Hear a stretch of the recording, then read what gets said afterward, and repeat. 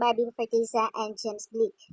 Nag-viral ang photos ng dalawa sa gala night kung saan ay spotted ang dalawa nag-holding hands.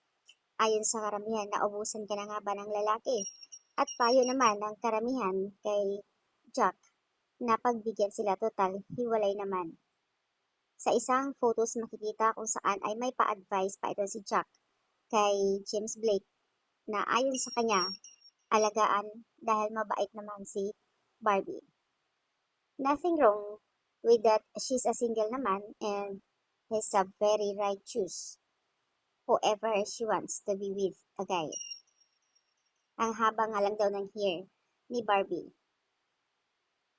Kaya pala, nag-iba ang pananamit ni Barbie. Laging labas na ang katawan. Boyfriend na pala yung mahilig ng mga katawan niya sexy. Na-fall kaagad si Barbie sa hashtag James Blake. But anyways, bagay naman silang dalawa. Pero nagtataka ang iba, ang akala ng lahat, si Barbie ay may relasyon sila ni David. Mag-love team lang naman sila. So, ayan.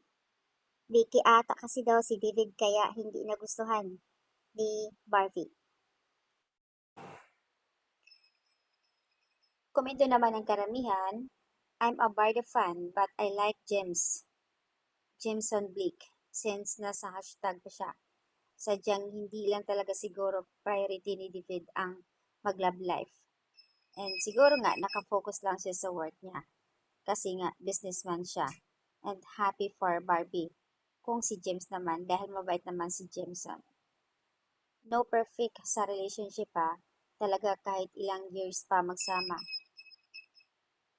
Nakakasakit lang yung mga memories. Yun lang talaga yung hirap makalimutan. Like, Jack, 'di ba? Ilang taon sila ni Barbie, kung saan-saan na lang sila nakakarating na lugar, ang daming mga memories nila.